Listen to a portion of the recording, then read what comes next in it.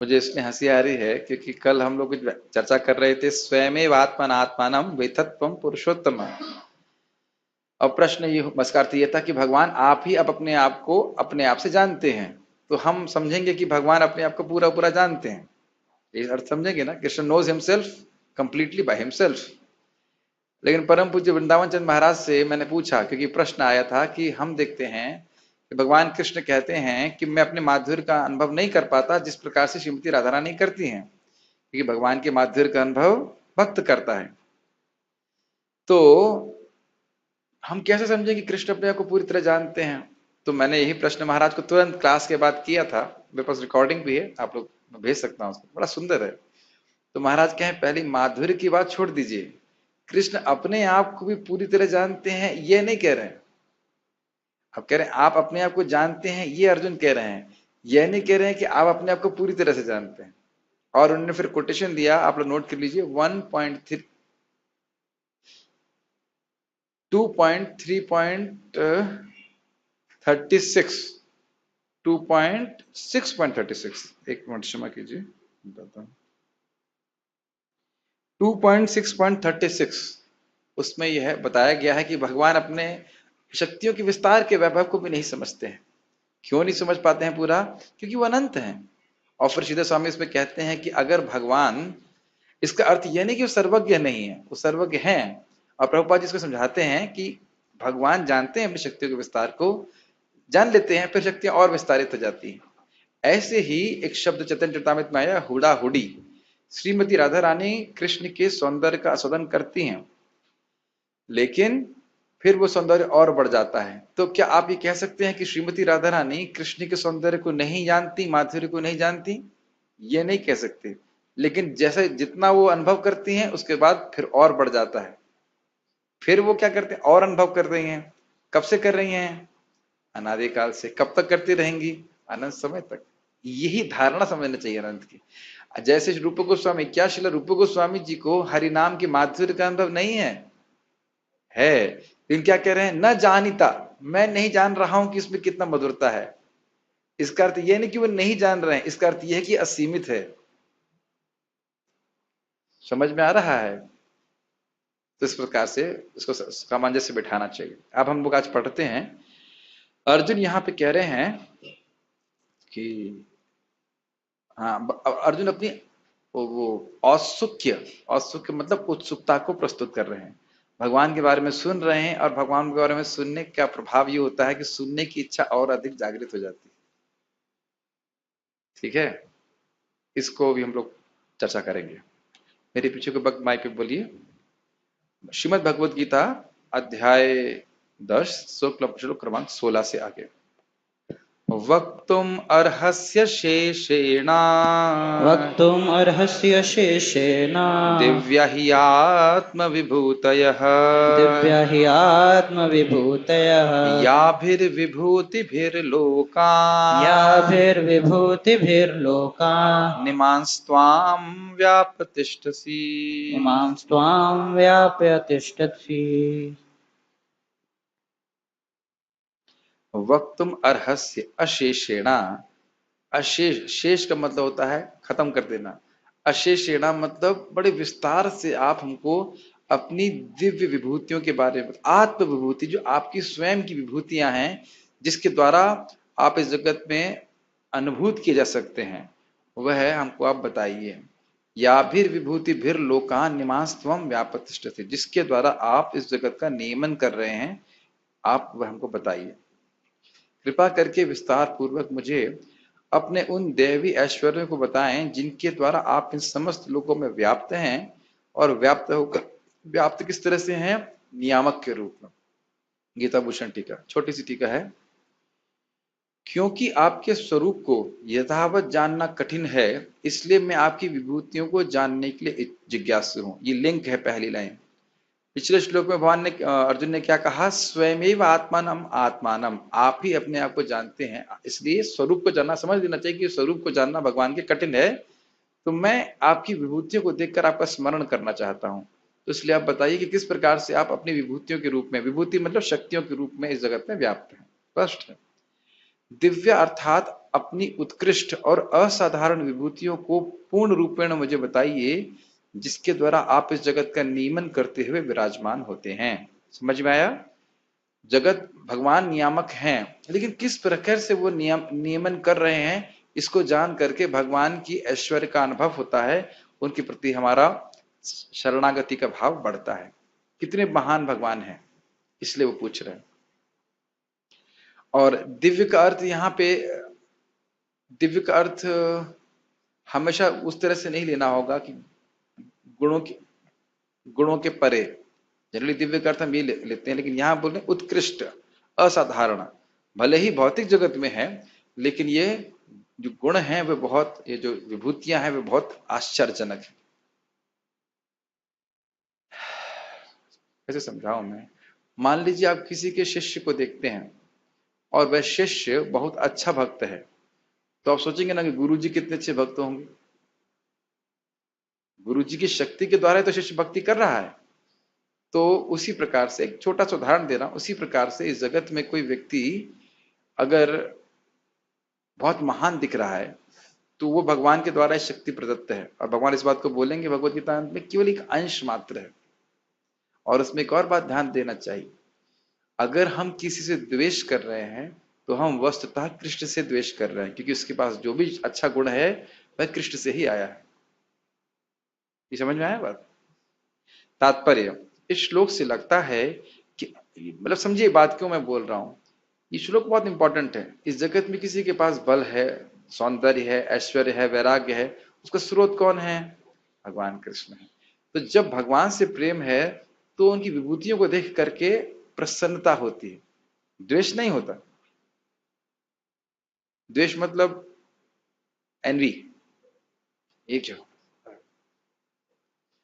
और हमारे हृदय में कितना ही मात्सर्य हटा है, इसको हम देख सकते हैं कि जब किसी का उत्कर्ष हो, उत्कर्ष मतलब प्रगति हो, तो क्या हमको अच्छा लगता है। और एक इसमें सूक्ष्म बात यह भी है कि जो लोग भौतिकतावादी में बहुत आगे बढ़े हुए हैं, भक्त लोग बोलते हैं इससे क्या फायदा, तुम लोग भौतिकतावाद में इतना क्यों प्रगति कर रहे हो? तो क्या भगवान के भक्तों को उनसे द्वेष होता है? क्या उनके प्रति ईर्ष्या होती है इसलिए बोल रहे हैं? प्रश्न समझ रहे हैं? कोई भौतिकता में बहुत लिप्त है, बहुत धनी हुआ जा रहा है, तो क्या भगवान के भक्त उनसे द्वेष करते हैं इसलिए बोलते हैं अरे तुम इस धन के पीछे क्यों भाग रहे हो? क्या उत्तर है? करुणावश। यस, वो जान रहे हैं कि इससे इस जीव का कुछ भी फायदा नहीं होना, ये तो और अधिक इसमें लिप्त हो जाएगा, इसमें सारे दोष आ जाएंगे। भगवान की भक्ति नहीं कर रहा है, भक्ति तो नहीं कर रहा है, अपितु भक्ति से दूर ले जाने वाले कार्य में और संलग्न हो रहा है। तो करुणावश ये बोलते हैं। ठीक है। तात्पर्य, इस श्लोक से लगता है कि अर्जुन भगवान संबंधी अपने ज्ञान से पहले से संतुष्ट हैं। कृष्ण कृपा से अर्जुन को व्यक्तिगत अनुभव, बुद्धि तथा ज्ञान और मनुष्य को इन साधनों से जो कुछ भी प्राप्त हो सकता है वह सब प्राप्त है, तथा उसने कृष्ण को भगवान के रूप में समझ रखा है। क्या प्रमाण था? परब्रह्म परम धाम पवित्रम परम भवान पुरुषम शाश्वतम दिव्यम आदि देवम अजम विभुम। इस प्रकार के भगवान के गुणों को वह समझ रहे थे। उसे किसी प्रकार का संशय नहीं है, तो भी वह कृष्ण से अपनी सर्वव्यापकता की व्याख्या करने के लिए अनुरोध करता है। मतलब उन्हें कोई आवश्यकता नहीं है, लेकिन कर रहे हैं। क्यों?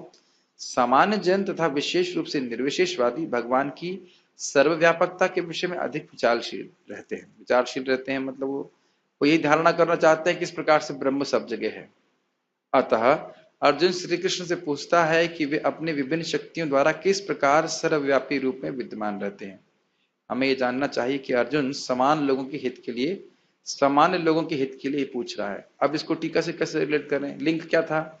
भगवान के दिव्य स्वरूप को समझना सामान्य लोगों के लिए कठिन है, लेकिन इस जगत की वस्तुओं को देखना ये आसान है। इसको आप दूसरे स्कंद में भी पढ़ेंगे, जो जो दूसरे स्कंद की शुरुआत में ही फर्स्ट स्टेप इन, पहला गॉड रियलाइजेशन। यस, तो व्यक्ति भगवान की दिव्य स्वरूप का अनुभव नहीं कर सकता है, तो इस जगत के जो क्या कहते हैं हम लोग उसको, विश्व रूप, उसका वो ध्यान करते हैं। विश्व रूप जो है वह भगवान का स्वरूप नहीं है। विश्व रूप जड़ है, भगवान का स्वरूप कैसा है? सच्चिदानंद है, लेकिन क्योंकि वह सच्चिदानंद स्वरूप की धारणा नहीं कर सकते हैं, इसलिए शास्त्र बोलते हैं कि वह विश्व रूप की धारणा करें। किस प्रकार से भगवान इस पूरे जगत में व्याप्त हैं, और फिर धीरे धीरे शुद्धिकरण होगा तो वह आगे भगवान के शुद्ध स्वरूप का धारण करने के लिए योग्य हो जाएंगे। तो इसलिए अर्जुन इस प्रकार से बोल रहे हैं। हाँ, क्योंकि भौतिक वस्तु से बना हुआ है। विश्व का अर्थ क्या है? ऊपर के लोगों से लेकर नीचे तक जितने भी लोग हैं उनकी धारणा की जाती है कि भगवान का ये मुख है, ये भगवान के हाथ हैं, ये भगवान के चरण हैं। भगवान का स्वरूप तो चिदघन है, वह इस भौतिक जगत से बिल्कुल विलक्षण है, तो इस प्रकार से उसको भौतिक कहा जाता है। वही नहीं, विराट स्वरूप भी सच्चिदानंद नहीं है, वही विराट रूप कहिए, विश्व रूप कहिए, वो एक ही बात है। ठीक है, तो प्रश्न समझ में। अब प्रश्न आगे देखते हैं, मेरे पीछे बोलिए। कथम विद्यामहम योगिन, कथं विद्यामहं योगिं त्वां सदा परिचिन्तयन्, त्वां सदा परिचिन्तयन् केषु केषु च भावेषु, केषु केषु च भावेषु चिन्तयोऽसि भगवन्मया, चिन्तयोऽसि भगवन्मयः। कथम विद्यामहम योगिंस, हे योगी, हे योगीश्वर, त्वाम सदा परिचिंतयन, मैं सदा आपका किस प्रकार से परिचिंतन कर सकता हूँ, किस प्रकार से आपको जानूंगा। विद्या मतलब आपको जान सकता हूँ, और जानकर किस प्रकार आपका सदा परिचिंतन मतलब सम्यक रूप से स्मरण कर सकता हूँ। इस जगत में वस्तुओं को देखकर, केशु केशु च भावेशु चिंतयोसि भगवन मया, इस जगत की वस्तुओं को, भावेशु मतलब इस जगत में जो वस्तु हैं उनमें, उनको देख करके उनमें आपको मैं कैसे देख सकूंगा।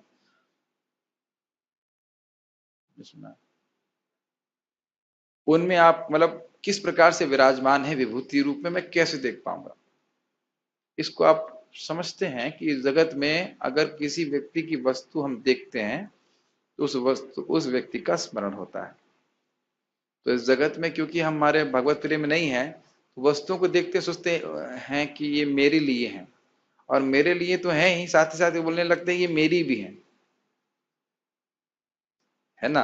लेकिन भक्त याद रहता है कि सारी वस्तुएं भगवान की हैं, उनके उपयोग के लिए होती। हे कृष्ण, हे परम योगी, मैं किस तरह आपका निरंतर चिंतन करूं और आपको कैसे जानूं। हे भगवान, आपका स्मरण किन किन रूपों में किया जाए।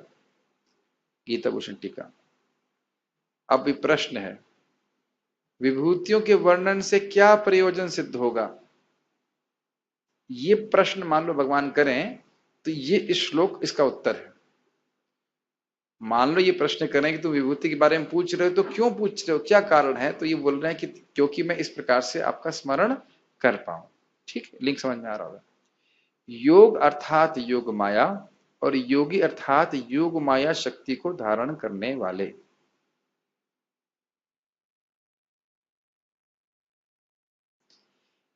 इसमें अभी आगे नोट आने वाला है, योग माया का अर्थ क्या होता है।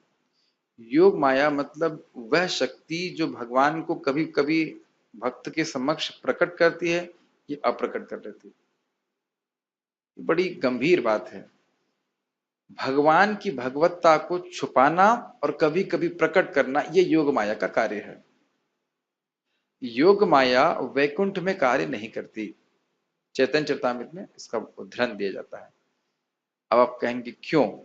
क्योंकि वहां पे सबको हमेशा मालूम रहता है कि भगवान भगवान है। यस, गोलोक में क्या सबको मालूम रहता है कि भगवान भगवान है? नहीं। तो या तो गोलोक में कार्य करती है या फिर भूलोक में काम करती है, जगत में काम करती है। जब भगवान यहाँ पे आते हैं तब भी अपने आप को योग माया से ढके रहते हैं कि नहीं। नाहम प्रकाश सर्वस्य योग माया समावृतः मूढ़ोयम ना भी जानाति लोको माम अजम अव्ययम। तो इस बात को हम गीता में सुनते हैं। तो इस जगत में योग माया कार्य करती है और आध्यात्मिक जगत में, लेकिन अंतर क्या है। आध्यात्मिक जगत में, गोलोक में, या भगवान के शुद्ध भक्त हैं, जब भगवान की भगवत्ता अपने भक्तों से छुपाई जाती है, उसका प्रयोजन क्या होता है।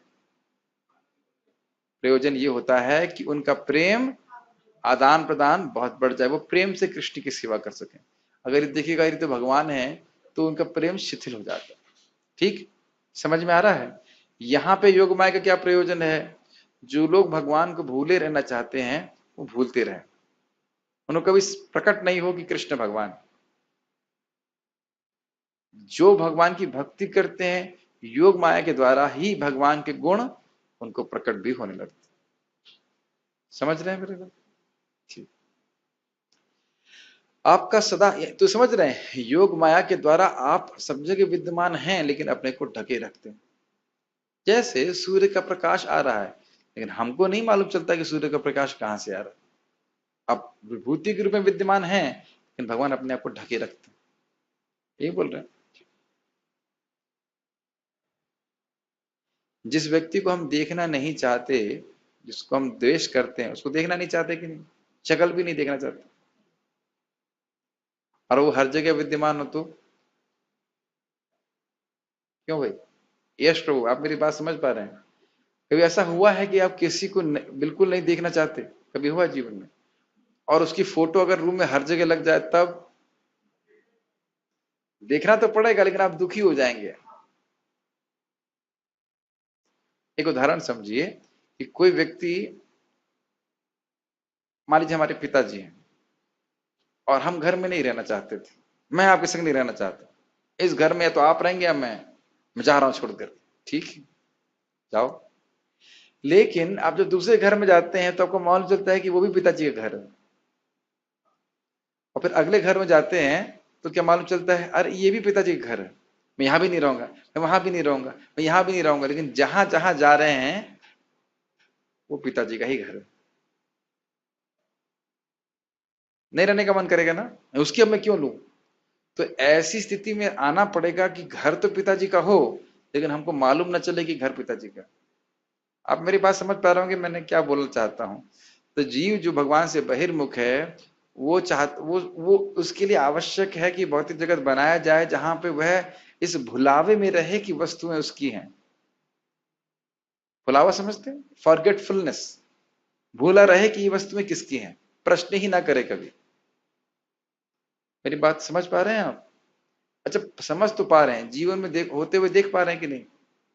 अगर हम भगवत गीता नहीं सुने होते तो कभी प्रश्न नहीं करते ये शरीर भी किसका है, मैं किसका हूं, ये जगत किसका है। नहीं सोच पाते कि नहीं? अब फिर तो हम ये बोलते हैं, अरे मैं कृष्ण को क्यों दूं, कृष्ण ने मुझे दिया ही क्या है। पूरी दुनिया तो यही कर रही। तो इस प्रकार से भगवान अपने आप को ढके रखते हैं योग माया से। सब कुछ भगवान का होने के बाद भी हम समझ नहीं पाए कि वह भगवान का है, तभी हम भोग बुद्धि का निर्माण कर सकते हैं। अब तो बस समझ में आने लगी होंगी बातें सर। ठीक। आपका सदा संस्मरण करते हुए, हे योग माया, ठीक है, हे योग माया शक्ति के स्वामी, आपका सदा संस्मरण करते हुए मैं आपको कैसे जान सकता हूं जो अनंत कल्याण गुणों को प्रकाशित करने वाले हैं। तो समझ में आ रहा है, कल्याण गुण मतलब उन गुणों की चर्चा करने से जीव का कल्याण होता है, अविद्या नाश होती है। और अनंत मतलब आपके ऐसे अनंत कल्याण गुण है। आप किन किन पदार्थों में अपने को प्रकाशमान करते हैं, आप ये मुझे बताइए ताकि मैं आपका ध्यान कर सकूं। आप में से कितने लोग सूर्यदेव को प्रणाम करते हैं रोज? अच्छा, सूर्य नमस्कार तो ठीक है। सूर्य नमस्कार तो पेट ठीक करने के लिए करते हैं। अच्छा, कितने लोग सूर्य नारायण को प्रणाम करते हैं? हाँ, इसीलिए मैंने प्रश्न किया। सूर्यदेव अलग हैं, सूर्य नारायण अलग हैं। सूर्यदेव का नाम क्या है? विवस्वान। सूर्य नारायण अलग है, वो इनके ही वहीं पे लोक में हैं, इनकी पूजा वह स्वयं करते हैं। सूर्य नारायण, और इनकी पूजा कर रहे थे भरत महाराज। आप 5वें स्कंद में पढ़िएगा, लास्ट में वो है श्लोक है जब वो शरीर छोड़ रहे होते हैं तो इस प्रकार से बोलते हैं। समझ में आ रहा है? लिखे मंत्र। कभी कोई व्यक्ति बोला था ये सूर्यदेव की पूजा कर रहे हैं कि भगवान विष्णु की पूजा कर रहे हैं, ना, उनके अंदर सूर्य नारायण है। हम लोग बार गीता की टीका में पढ़ चुके हैं, यू आदित्य तिष्ठति आदित्य ना, ऐसे आदित्य मतलब सूर्य के अंदर वो हैं लेकिन सूर्य नहीं समझ पा रहे हैं कि सूर्य अंदर वो है। इस प्रकार से हमने पढ़ा था। हाँ, भगवान विष्णु, ये मैंने एक जगह और पढ़ा चैतन्य चरितामृत में कि भगवान जो जना देवता है उनके परमात्मा भी अलग अलग स्वरूप है भगवान के। शिव जी के हृदय में जो परमात्मा है वो जनार्दन रूप में है। मतलब मैं गलत हो सकता हूँ कि मुझे शब्द याद नहीं है, इसे गलत नहीं बोलना चाहिए, लेकिन अलग अलग भगवान स्वरूप में है, लेकिन नहीं जान पाते हैं लोग। जैसे आपने पूछा था कि दुर्गा देवी के हृदय में भगवान है कि नहीं, मोहित प्रभु पूछे थे ना आप, मैं भेजा था ना आपको। तो भरत महाराज को बचाने के लिए कली महाराज को, काली माता जी को प्रेरणा दिया था, तो उसमें स्पष्ट लिखा हुआ है कि वह परमात्मा के रूप में काली के हृदय में भी है। तो सभी देवताओं के हृदय में भी परमात्मा के रूप में विराजमान। सूर्य नारायण भगवान विष्णु है, भगवान विष्णु। तो जो सूर्यदेव से अलग है, लेकिन वो सूर्यदेव से अलग है। सूर्यदेव कौन है? विवस्वान एवं विवस्वतो योगम प्रोक्त वाहन। सूर्य नारायण क्यों है फिर? क्योंकि भगवान है। कुछ तो होगा पीछे। आपका नाम सुंदर माधव क्यों है? तो नाम, अब कृष्ण, कोई कहे कृष्ण ने मोर पंख क्यों धारण किया है, मैंने उत्तर दिया जब आप गोलोक जाइएगा तो पूछ लीजिएगा। अरे उनका ही स्वरूप है, तो उनका नाम सूर्य नारायण है। कहाँ गए? ये आपकी विभूतियों के वर्णन के द्वारा हो जाएगा, इसलिए आप मुझे अपनी विभूतियों की शिक्षा दीजिए। मतलब जब आप विभूति के बारे में बताएंगे तो मैं किसी व्यक्ति को देखूंगा तो यही स्मरण करूंगा कि ये शक्ति आपके द्वारा आ रही, आपका स्मरण होगा। इस नोट को हम पहले पढ़ चुके हैं। योग माया की शक्ति के द्वारा भगवान के किसी विशेष पहलू को भक्त को प्रकट या अप्रकट किया जाता है। इसकी व्याख्या मैंने कर दी, इसको नहीं बता रहा। अनुपम कृष्ण प्रभु तात्पर्य पढ़िए। तात्पर्य, जैसा कि पिछले अध्याय में कहा जा चुका है, भगवान अपनी योग माया से आच्छादित रहते हैं।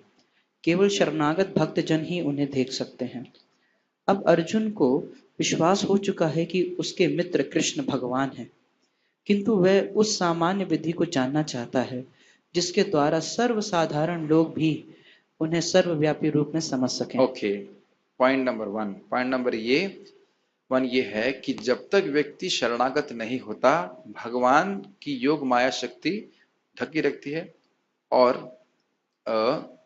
भगवान बाध्य नहीं है अपने आप को किसी को प्रकट करने के लिए। ये न सिर्फ भगवान पे घटित होगा, भगवान के नाम पे भी घटित होगा। घटित समझते हैं, लागू होगा। जब हम भगवान के नाम की सेवा करते हैं निरपराधिक रूप से, और वो 2 सेवाएं हैं, जप करना निरपराधिक रूप से और नाम दूसरों को देना। क्या 2 सेवाएं हैं मोहित प्रभु भगवान कृष्ण की? नाम जप करना निरपराधिक रूप से 10 अपराधों से बचते हुए, और दूसरा नाम दूसरों को देने का प्रयास करना, हरे कृष्ण मंत्र। तो इस प्रकार से जब हम करते हैं तब भगवत कृपा से हमको अनुभूति होती है, हम समझ पाते हैं कि भगवान का नाम किस प्रकार से अभिन्न है। हम केवल लॉजिक या तर्क से इस बात को नहीं समझ सकते। We can not demand Krishna to reveal himself. Krishna को ऐसा नहीं कि हम कुछ हल्ला बोल देंगे तो कहेंगे नहीं हमको मान नहीं रहे हैं, हम आ जाए कृष्ण के सामने, इन लोगों के सामने। ऐसा नहीं होता, ठीक है।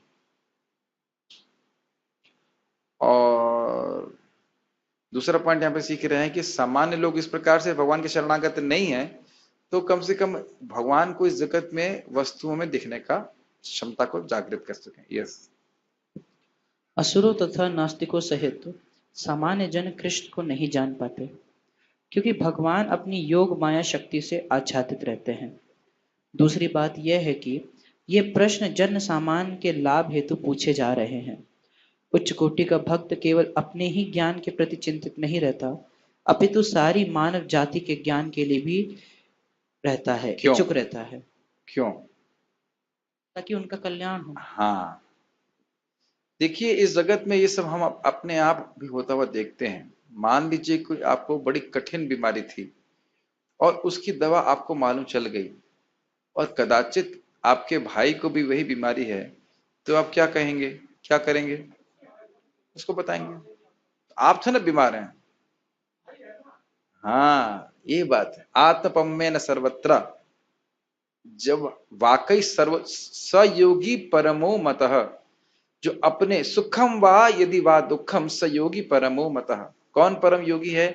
आत्म उपमा आत्मपम्मेन सर्वत्र, सर्वत्र समबुद्धयः सुखम वा यदि वा दुखम सयोगी परमो मतः, जो अपने सुख दुख के समान ही दूसरे के सुख दुख को समझता है। यही बात यहाँ पे बोल रहे हैं कि जो भगवान के भक्त हैं उनकी कृपा, उनकी करुणा केवल गरीबों के प्रति नहीं रहती, सभी गरीबों के प्रति रहती। समझ में आया? जो भगवान के भक्त नहीं हैं वह धन के बाद भी वे दुखी रहते। मैं इंडोनेशिया गया था, मतलब एक बहुत बड़ा क्या कहते हैं उसको, रिजॉर्ट था, और उस रिजॉर्ट को, मंदिर को डिनोट किया था। तो जिस भक्त ने किया था वो बहुत प्रसिद्ध और बहुत धनवान व्यक्ति, इनका खुद का बैंक है। और मैंने उनसे पूछा कि क्या आप इस धन से संतुष्ट थे? नहीं, मैं बहुत सुखा अनुभव करता था। और विनोद की बात भी थी कि मैं उनके घर में कार्यक्रम करने के लिए गए, दूसरी जगह शहर में, उनका ऑलमोस्ट हर घर शहर में घर था। तो जैसे मैं यहाँ पे प्रवचन के लिए आता हूँ तो अगर 4-5 चप्पलें रखी, इसका क्या अर्थ है? 4-5 लोग हैं तो वहां कम से कम 10-15 चप्पलें रखी हुई थी। तो बड़ा खुश हुआ, हमने कहा वाह भाई बहुत अच्छे लोग हैं यहाँ पे, पहले से आ जाते हैं, बड़े आज के वेट कर रहे हैं। और देखा अंदर कोई नहीं है तो आश्चर्य वाले 15-20 चप्पल रखी हुई है, कोई नहीं है। तो भक्त ने बोला ये सारी चप्पलें मेरी हैं। तो मैंने उनको बोला कि आपको पहनने के लिए तो एक ही दो ही सेट पहनेगा ना, एक दूसरे पाँव में दूसरे पाँव में। तो अगर आप एक चप्पल से संतुष्ट हो जाते तो इतनी चप्पलें क्यों खरीदते? ये आपको बात लौकिक लग रही है, लेकिन लौकिक की बात नहीं है। धन बहुत अधिक है लेकिन उसका उपयोग नहीं कर पा रहे हैं और केवल जल रहे हैं हृदय। ये चीज क्या हमने पढ़ा था? मधु लवकणय, काम है उसकी इच्छा पूर्ति के लिए थोड़ा घी डाल देते हैं और फिर अग्नि शांत हो जाती है। नहीं, और बढ़ जाती है और जलाती है। और फिर क्या करते हैं? थोड़ा और घी डाल देते हैं और बढ़ जाती है। फिर क्या करना चाहिए मोहित प्रो? उसके बाद तो आप समझ गए क्या करना चाहिए, और घी डाल देना चाहिए। नहीं, और घी डाल देते। तो इस प्रकार से कामाग्नि बढ़ती जाती, जलती जाती, जलती जाती स्थिति। लेकिन पानी तो मिलता नहीं है, ये बात है ना। यह तो जब हरि कथा होगी, भगवान के भक्तों का संग होगा तभी समझ पाएगा। यस। अतः अर्जुन वैष्णव या भक्त होने के कारण अपने दयालु भाव से सामान्य जनों के लिए भगवान के सर्वव्यापक रूप के ज्ञान के द्वार खोल रहा है। बहुत अद्भुत है। अगर अर्जुन ने नहीं पूछा होता तो यह ज्ञान हमारे सामने कभी प्रकट नहीं होता कि सूर्य की जो किरणें हैं वह भी कृष्ण से ही आ रही। यस। जैसे एक छोटा सा बात सोचिए, अगर परीक्षित महाराज ने यह प्रश्न नहीं किया होता कि नरक से लोग कैसे बचेंगे, तो कभी भी वह श्लोक सुखदेव गोस्वामी के द्वारा हमको नहीं मालूम चलते जो विष्णुदूतों ने बोले थे। अज्ञानाद अथवा ज्ञानाद उत्तम श्लोक नाम यत संकीर्ततम अघम पुंसो दहे दीदो यथानला। जान से कैसे भगवान का नाम उच्चारण करे सारे पाप नष्ट हो जाते हैं, जिस प्रकार से ईंधन को अग्नि में देने से ईंधन पूरा नष्ट हो जाता है। कभी सुनने को मिलता? तो ऐसा नहीं कि वह नरक जा रहे हैं। नरक का वर्णन सुनकर के ये नहीं सोचा उन्होंने कहा कि अरे मरने दो उनको, जाने दो। वो लोगों के कल्याण के लिए इस प्रकार का प्रश्न कर रहे, उनको तो पता भी है लेकिन सुखदेव गोस्वामी से वह सुनना चाहते। यस। वह कृष्ण को जानबूझकर योगिनः कहकर संबोधित करता है क्योंकि वह योग माया शक्ति के स्वामी हैं, जिसके कारण वह सामान्य जन के लिए अप्रकट या प्रकट होते हैं। ये क्लियर है? समझा चुके हैं इसको? यस। सामान्य जन जिसे कृष्ण के प्रति कोई प्रेम नहीं है, कृष्ण के विषय में निरंतर नहीं सोच सकता। बहुत सुंदर बात प्रभुपाद कहते हैं, बहुत अच्छी बात। चलिए इसे कहते हैं ना, ma'am I am throwing a ball and let us see if you can catch it. हमारा मन हर क्षण कुछ ना कुछ रसास्वादन कर रहा है। Our mind is constantly tasting something. Did you catch this ball?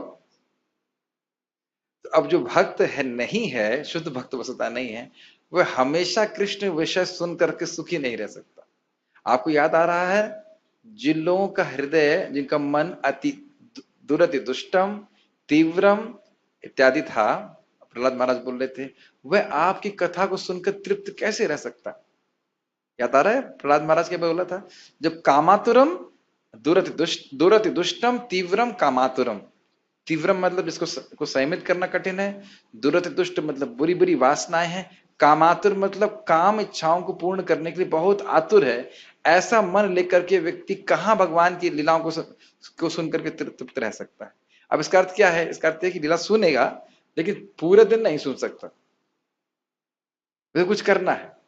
कदम कहना महाराज बहुत अच्छा बोले, we don't need to do many things, we are doing those things because we want to do those things. हमें बहुत सारे कार्य करने की जरूरत नहीं है, लेकिन हम वो करते हैं क्योंकि हमें वो करना चाहते हैं। करना प्रभुपाद जी क्या करना क्या है? सिद्धांत तो ये कि पूरे 24 घंटे हरिनाम कीजिए, भागवत पढ़िए। उसी से सिद्धि हो जाएगी, लेकिन प्राय लोग नहीं कर सकते ऐसा। तो ये बात बोल रहे हैं कि निरंतर नहीं सोच सकता डायरेक्ट भगवान के बारे में। यस। वह तो भौतिक चिंतन करता है। क्यों करता है? समझ में आया? क्योंकि मन को कुछ स्वाद चाहिए। यस। अर्जुन इस संसार के भौतिकतावादी लोगों की चिंतन प्रवृत्ति के विषय में विचार कर रहा है। केशु केशु च भावेषु शब्द भौतिक प्रकृति के लिए प्रयुक्त है। भाव का अर्थ है भौतिक वस्तु। ठीक है, समझ में आ रहा है? भौतिक वस्तुओं को देखकर मैं कैसे आपका स्मरण करूं? यस।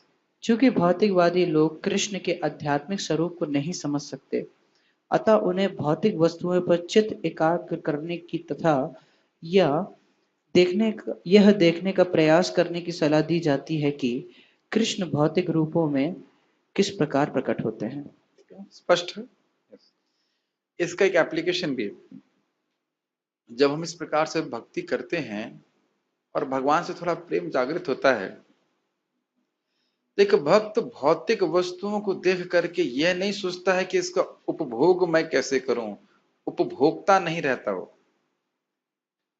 वह ये सोचता है कि इन वस्तुओं का उपयोग मैं कैसे कृष्ण की सेवा के लिए करूं। एक उदाहरण मैं आपको देता हूं। मेरी इच्छा होती थी कि इसकी रिकॉर्डिंग करी जाए क्लास की, और मैं चाह रहा था कि क्या तरीका हो जिससे रिकॉर्डिंग बहुत अच्छी हो। तो मैं सोच रहा था तो एक भक्त ने बताया ये आयरिक ले लीजिए। तो इस आयरिक से मेरा कोई और प्रयोजन नहीं है, लेकिन क्योंकि भगवान की सेवा में है तो उसका हम ध्यान रखते हैं। आप एग्जाम्पल समझ रहे हैं मेरी बात? प्रभुपाद जी, ये समझ में आ रहा है उदाहरण? आप इस जगत की वस्तुओं को देखते हैं, जैसे आपको कोई भी सेवा मिली और आप जिस जगत की वस्तुओं को देखेंगे तो आपको कृष्ण का स्मरण होगा। मैं अपना उदाहरण बता रहा हूं। मुझे बताया गया था कि आप प्रसादम हॉल बनाइए, उसमें कोई, और चैलेंज ये था कि उसमें कोई बीच में पिलर नहीं आना चाहिए।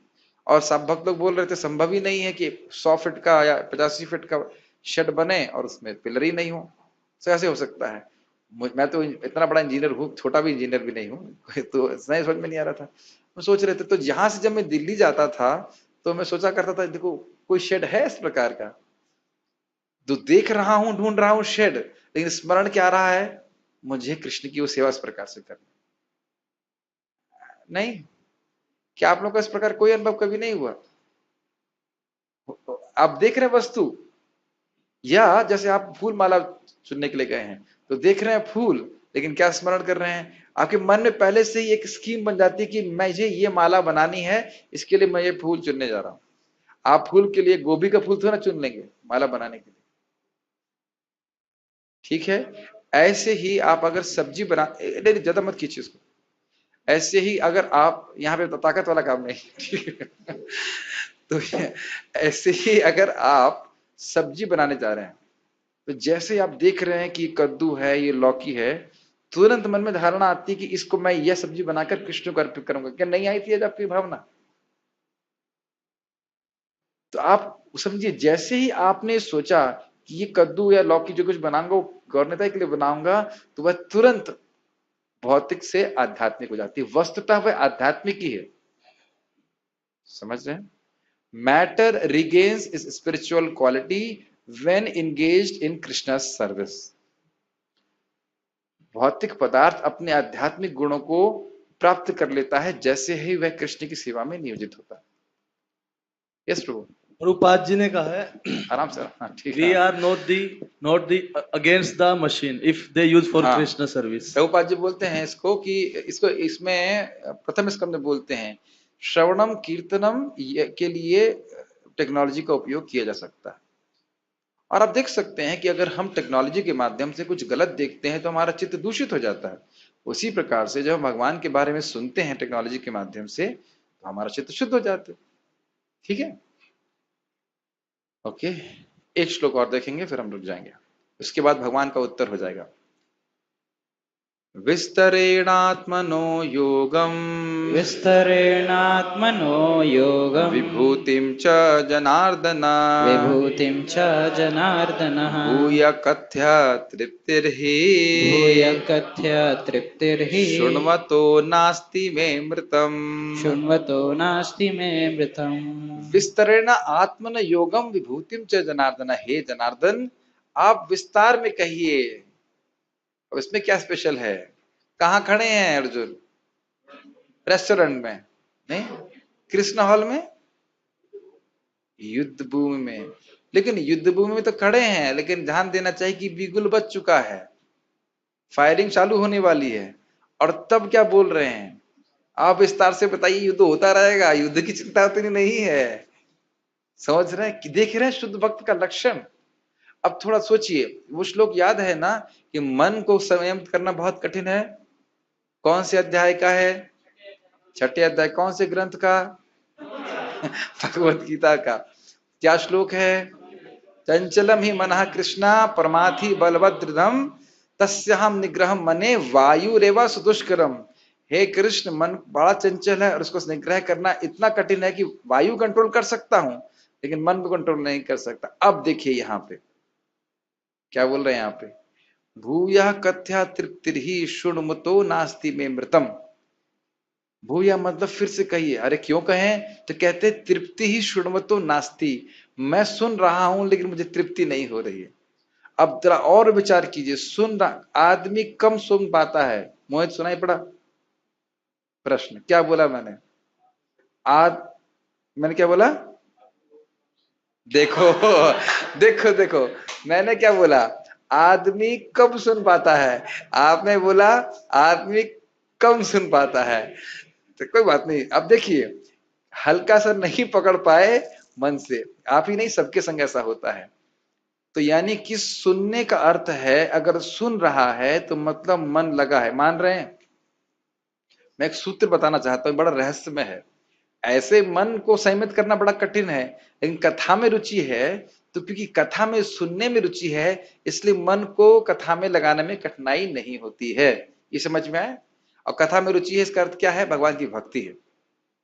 अगर भक्ति नहीं होगी तो इस प्रकार की रुचि नहीं हो सकती। यस।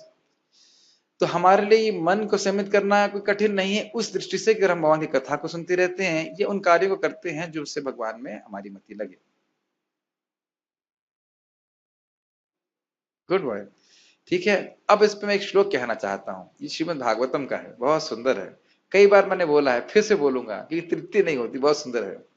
वयम तु ना वितृप्यामः उत्तम श्लोक विक्रमे यत् शृण्वताम रसज्ञानाम साधु स्वादु पदे पदे।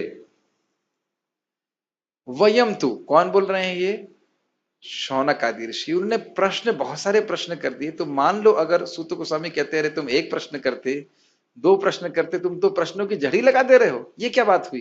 तो कहते देखिए, इसका कारण ये है कि हम कथा सुनने के प्रति बहुत हमारा आग्रह है, हमारी तृप्ति नहीं हो रही।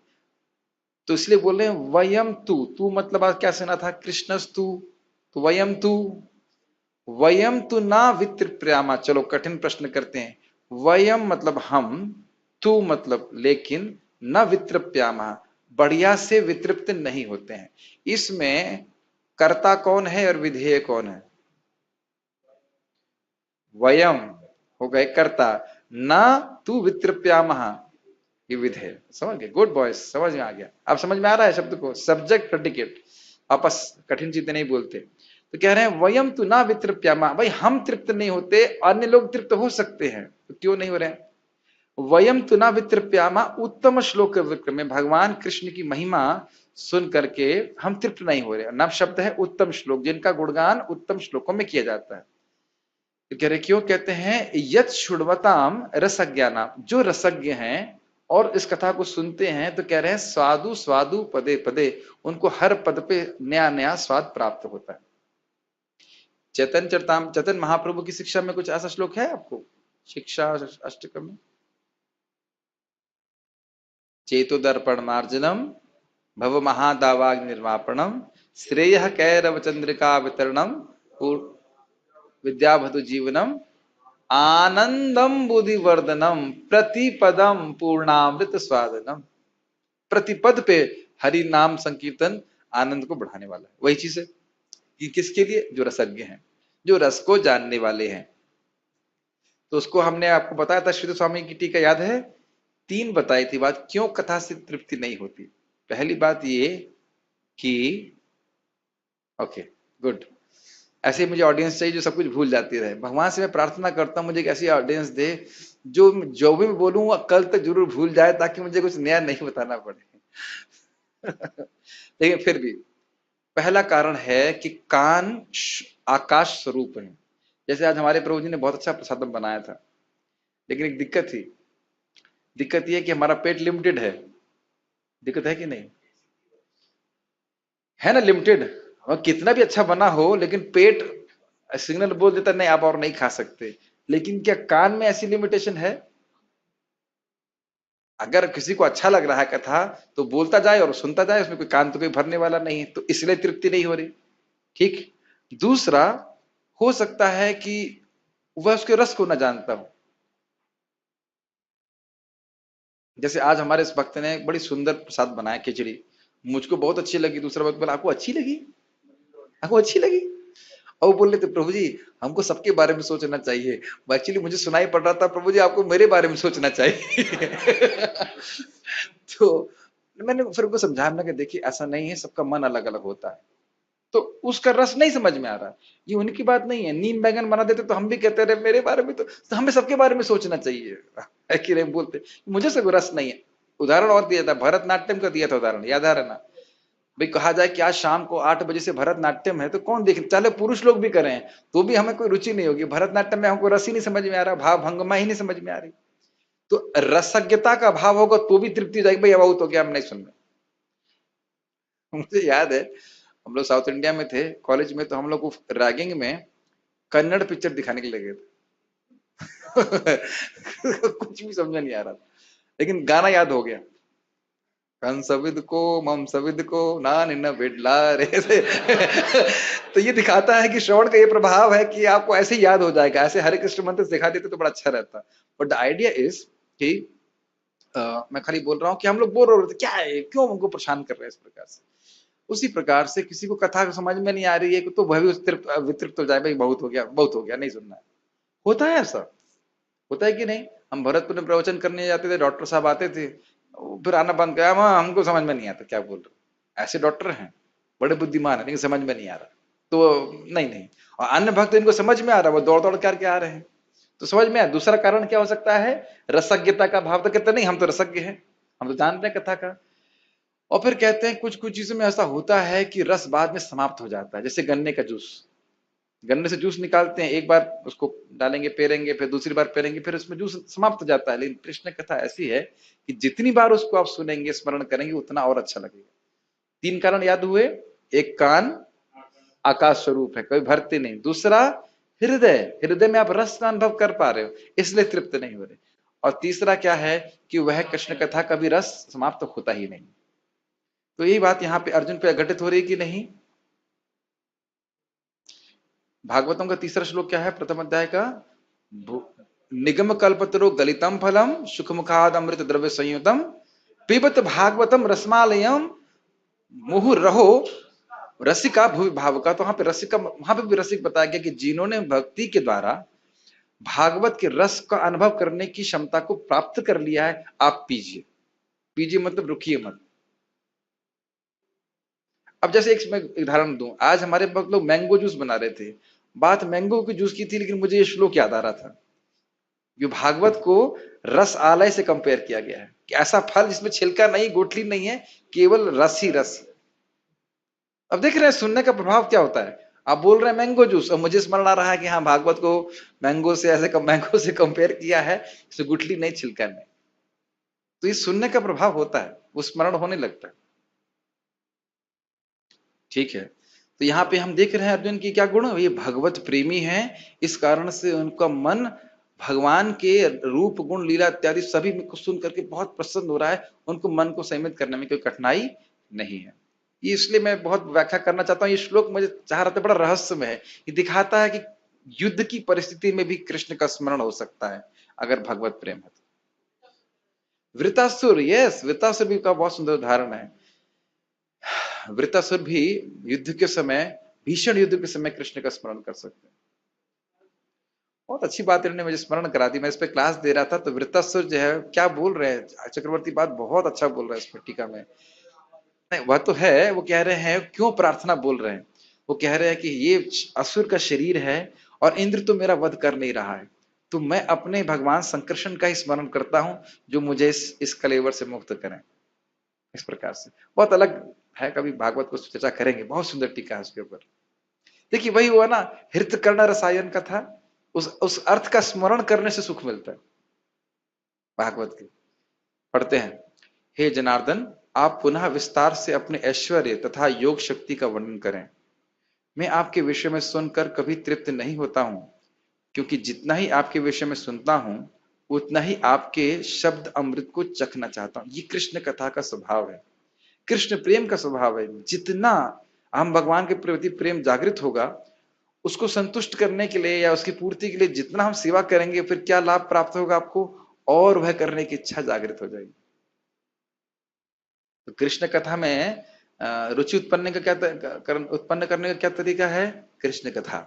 कथा से कथा का प्रसव होता है, कथा से कथा जन्म लेती है। सुंदर माधव समझ पा रहे हैं? यस। गीता भूषण टीका, परंतु अजन्मा होने आदि के अपने कल्याण गुणों का और अपनी विभूतियों का वर्णन मैंने तुम्हें पहले ही कई बार कर दिया है, तो तुम फिर से इनके विषय में क्यों पूछ रहे हो? ये पहला लाइन क्या है? लिंक है। लिंक समझ में आया? अरे भाई तुमको बता तो दिया कि मैं जन्मा हूं, अनादि हूं, सब कुछ है, अब क्यों और पूछ रहे हो? क्या कारण है? ठीक, बोल रहे, कृपया अपने गुणों और विभूतियों के विषय में विस्तार से कहिए। जनार्दन शब्द का अर्थ है जिसकी शरण आर्त जन अपनी दुख निवृत्ति के लिए लेते हैं, मतलब लोगों के दुखों का मर्दन करने वाले, समाप्त करने वाले जनार्दन। वैसे एक विनोद की बात है, हम लोग टीका में पढ़े थे जहां पे अर्जुन बोल रहे हैं भगवान को जनार्दन, और वहां पे टीका में क्या बोला गया था? वहां पे जनार्दन का अर्थ था कि लोगों को मारने वाले। तो आप तो ऐसे ही लोगों को मारने वाले हैं, आप भीष्म पितामह को मार दीजिए, मुझे भी मारने के लिए क्यों कह रहे हैं? तो थोड़ा सा, हाँ पढ़े थे हम लोग गीता में। इस प्रकार से अलग अलग अर्थ लिए जाते हैं। आपके श्रीमुख से निस्सृत मतलब निकलती, हाँ, अमृत को मैं अपने कान रूपी जिह्वा से चख रहा हूं, परंतु मैं तुष्ट नहीं होना। कर्ण विवरय, भागवत का श्लोक है। कितना अमेजिंग है ना, प्रभु जी ने बढ़िया प्रसाद बनाया। हमारे कर्णामृत तो रेगुलरली प्रसाद हम अच्छा बनाते हैं। कैसे चखते हैं आप? जीव से, ठीक। और यहां क्या बोल रहे हैं? कथा रूपी अमृत को अपनी जीभ रूपी, सॉरी अपने कान रूपी जीव से चख रहे हैं। बस अब यही है कि इस कान रूपी जीव को अगर हमने डेवलप कर लिया तो क्या फायदा है? जितना चाहे उतना पी सकते, वहां कोई लिमिट नहीं है। और जैसे अभी प्रसाद आया था, तो आज मैं पूछा भक्त को, राइस लाए? हाँ राइस तो लाया। कितना लाए? थोड़ा सा राइस लाए। तो ऐसा ठीक है, लेकिन यहाँ जो मतलब समझ रहे हैं, इसमें लिमिटेशन है कि भाई प्रसाद में अगर 1 किलो राइस है तो इतने लोग खा सकते हैं, और आप प्रसाद हमको व्हाट्सएप से नहीं भेज सकते, है ना। प्रसाद की महिमा नहीं कम कर रहा हूं, एक लिमिटेशन है। लेकिन कृष्ण कथा आप सभी लोगों को बराबर रूप से सुनाई पड़ रही है कि नहीं? ठीक है, कुछ कमी है? बराबर रूप से ग्रहण कर रहे हैं वो आपकी इच्छा, लेकिन आपके पास पहुंच रही ना बराबर रूप से। समझ में आ रहा है? प्रभुपाद जी के ग्रंथ सबके पास बराबर रूप से है ना? कोई अस्त्र, कोई शास्त्र, कोई भागवत का कोई ग्रंथ कोई कम तो नहीं है ना? फोन में है ना? कितना ग्रहण कर रहे हैं हमारे ऊपर है। तो श्रवण कीर्तन के प्रोसेस में तो कोई भी झगड़े का सिस्टम नहीं। कभी झगड़ा हुआ है कि हम वक्त बोल रहे, कभी झगड़ा हुआ मंदिर में जप के लिए स्थान नहीं मिल रहा? कभी झगड़ा नहीं हुआ। कभी झगड़ा हुआ कि भागवत क्लास में घुसने नहीं दे रहे? कभी झगड़ा नहीं होता, सबके लिए स्थान है। झगड़ा तो केवल तभी होता है जब अपनी इंद्रिय तृप्ति जाती। यहां पे बहुत सुंदर मुझे लगा, ये भागवत में भी श्लोक है, इसमें शब्द आता है कर्ण विवरय। तो अपने कान रूपी जिह्वा से कृष्ण कथा का आस्वादन करना। तात्पर्य इस प्रकार का, पढ़ी तात्पर्य पढ़िए। आप लोग पता नहीं ऐसा अनुभव कर रहे हो कि नहीं, जैसे इस भगवत गीता को केवल आप मन मन में पढ़िए, और अब जैसे अनुपम कृष्ण प्रभु बोल के पढ़ते हैं और आप सुनते हैं, कुछ आपको अंतर नहीं लगता इसमें? अनुभव करते हैं कि नहीं? आपको ऐसे पढ़ लीजिए वो अलग बात है, लेकिन जब कान से वो प्रवेश करता है, प्रविष्ट करने रहने देना, वो बहुत अच्छा लगता है। और दूसरा, जैसे मैं कुछ बोल रहा हूं तो प्रभु जी ने भी स्मरण किया वृत्तासुर का। ये भागवत में बोला गया, स्मारतः स्मारत घनाशम। भक्त इकट्ठे होते हैं और एक दूसरे को कृष्ण का स्मरण करा के दोनों ही लोग अपने पाप का नष्ट करने वाले। दोनों का भी उद्देश्य है कि कृष्ण का गुणगान करना। यही भक्तों का मुख्य स्वरूप लक्षण बताया था, मुख्य कार्य बताया गया था, अभी पढ़ा था ना हमने 10वें अध्याय में।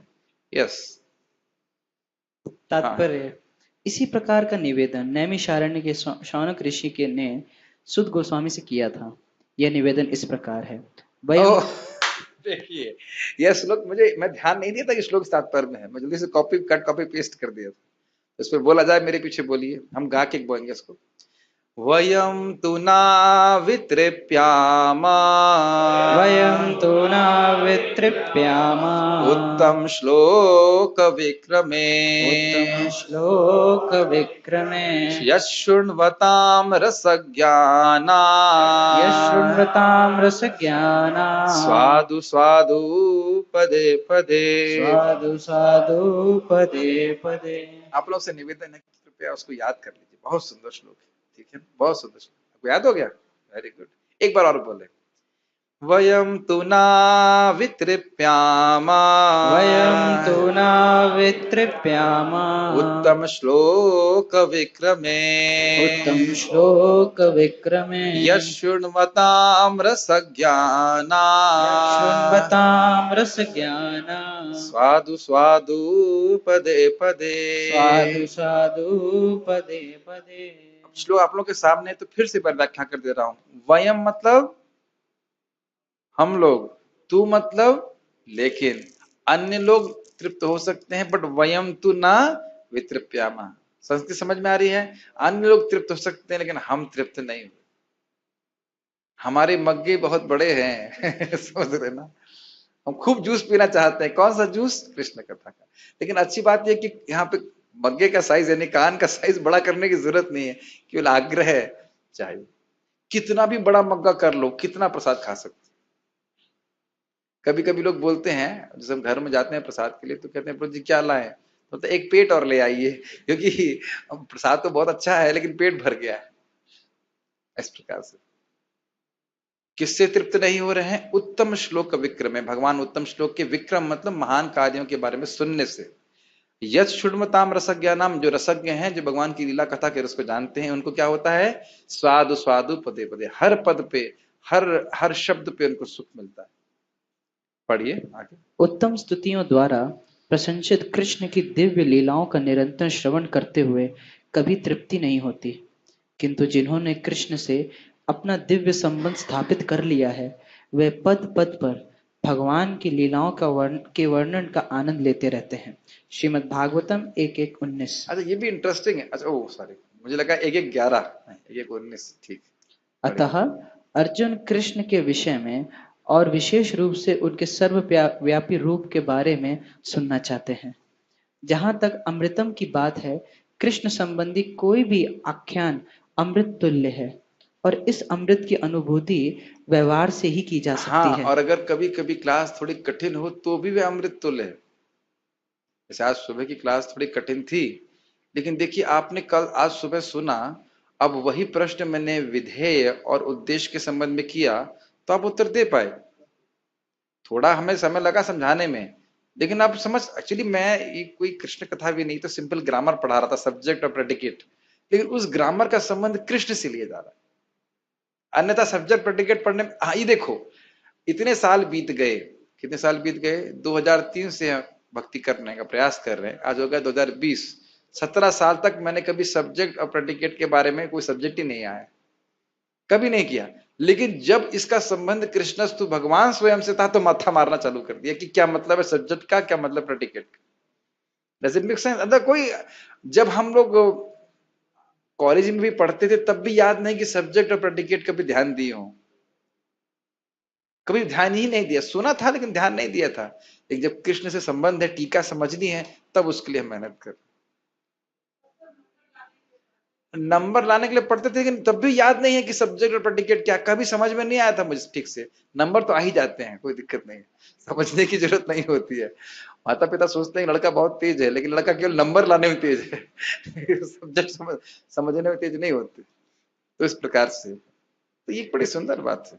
यस, आधुनिक कहानियां, कथाएं तथा इतिहास कृष्ण की दिव्य लीलाओं से इसलिए भिन्न हैं क्योंकि संसारी कहानियों के सुनने से मन भर जाता है, किंतु कृष्ण के विषय में सुनने से कभी थकान नहीं आती। यही कारण है कि सारे विश्व का इतिहास इसका कारण भी है। जब हम कृष्ण के बारे में सुनते हैं तो कृष्ण सुखी होते हैं, और कृष्ण सुखी होते हैं तो हम सुख का अनुभव करते हैं, ये बात। और जगत की वार्ता कैसी है? डेड वार्ता, जो जिंदा व्यक्ति है उसको मार देती है। और कृष्ण कथा कैसी है? जो मरे हुए व्यक्ति हैं उनको जिंदा कर देती है। जीवंत सन्मुखरितम भवती, ये बात। वो तभी जी ही रहे हैं जब कथा सुन रहे हैं, अन्यथा वो मृत है। यस। यही कारण है कि सारे विश्व का इतिहास भगवान के अवतारों की लीलाओं के संदर्भों से पटा हुआ है। ये हर पुराण में भगवान की कथा रखी गई है। यस। हमारे पुराण विगत युगों के इतिहास हैं जिनमें भगवान के विविध अवतारों की लीलाओं का वर्णन है। इस प्रकार बारंबार पढ़ने पर भी विषय वस्तु नवीन बनी रहती है। हाँ, और आपको हमेशा एक और इम्पोर्टेंट बात है, जैसे जैसे आपकी चेतना शुद्ध होती जाएगी उसमें आपको और गंभीर अर्थ समझ में आते चले जाएंगे, और उसके लिए अलग कुछ नहीं करना, उसी को बारंबार पढ़ना। चैतन्य चरितामृत में कहा गया, आपको समझ में नहीं आता है चैतन्य चरितामृत तो आप इसको मत पढ़िए, ये कह रहे हैं? नहीं, कहते हैं बार बार पढ़िए। अरे भाई, समझ में नहीं आ रहा तो कैसे बार बार पढ़ेंगे? आप पढ़ते जाइए, आप शुद्ध होते जाएंगे और आपको समझ में आता जाएगा। समझाने वाला अंदर ही बैठा हुआ है, टीचर कृष्ण बैठे हैं कि नहीं? मैं फिर से बोलूंगा, एक स्मॉल मेडिटेशन। आप पढ़ने बैठे तो स्मरण करिए कि कृष्ण अंदर ही बैठे हैं, बड़े प्रसन्न हैं। प्रभुपाद जी तात्पर्य लेक्चर में बोलते हैं, जब कोई व्यक्ति भगवत गीता पढ़ता है तो भगवान बड़े प्रसन्न होते हैं। क्यों?